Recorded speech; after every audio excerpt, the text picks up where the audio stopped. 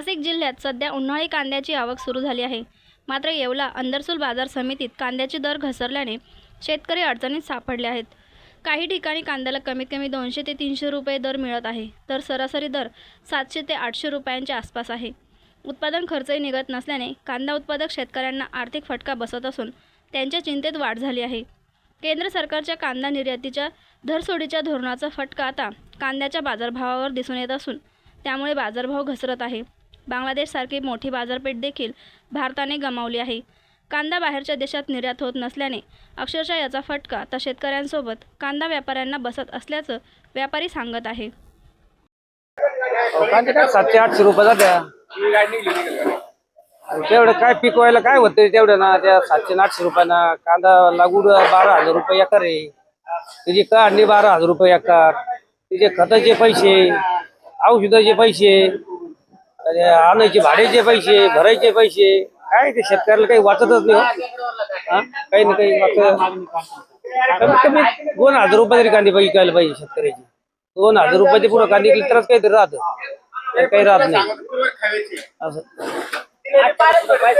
हो नाही राहत ना, हो काही राहत नाही. एवढे कांदे विकले तर पुरते भाऊ. 2,000 रुपयाचे पुढे कांदा विकला पाहिजे. माझं नाव स्वप्नील धुमाळ, अंदरसूल कांदा व्यापारी. सध्या कांद्याचे भावामध्ये मोठी तफावत दिसते.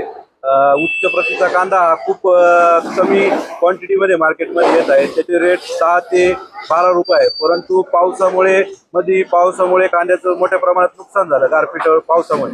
त्याच्यामुळे त्याचा भिजलेला कांदा ज्याच्यामध्ये कांद्यामध्ये बिमारी आहे, हे कांद्याचे प्रमाण मार्केटमध्ये खूप आहे. त्याचे भाव गडगडलेले दिसतात आपल्याला. ते माल 400 ते 800 रुपयाच्या दरम्यान विकतात. परंतु ज्याच्यावर ते माल व्यापाऱ्यांचे पोचू नाही राहिले तिथे जाऊन खराब होत आहे. त्याच्यामुळे हे ॲव्हरेज मालाचे भाव घटलेले आहेत. शेतकऱ्यांनी कृपया माल ग्रेडिंग करून आणावा, व्यवस्थित ग्रेडिंग करून आणि व्यवस्थित थोड्या टप्प्याटप्प्याने विकावा. भाव एकंदरीत यावर्षी चांगले राहतील असा अंदाज आहे. मी दत्तू वाल्मिक सोनवणे, कांदा व्यापारी, अंदरसूल उपबाजार. मी आपणास इतकं एवढं सांगू शकतो की केंद्र सरकारने जे कांदा या पिकावर भाव स्थिरीकरण योजना जी लागू केली आहे नाफेड NCCF मार्फत, त्या योजनेमुळे शेतकऱ्यांचे प्रचंड नुकसान होत आहे. शेतकऱ्याबरोबर व्यापाऱ्यांचं पण नुकसान होत आहे. सरकारने फक्त कांदा या पिकालाच स्थिरीकरण योजना लागू केलेली आहे.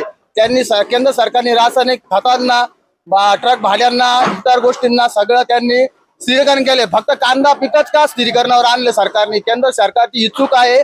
या निर्यातीच्या धरसोड योजनेमुळे बांगलादेश भारतातील 35% कांदा खरेदी करत असताना आज बांगलादेश एकही कांदा खरेदी करत नाही. कारण सरकारने यापूर्वी 3 वर्षापूर्वी त्यांना कांदा दिला नव्हता. कांदा ज्यावेळेस भारतात महाग झाला त्यावेळेस त्यांनी कांदा दिला नव्हता.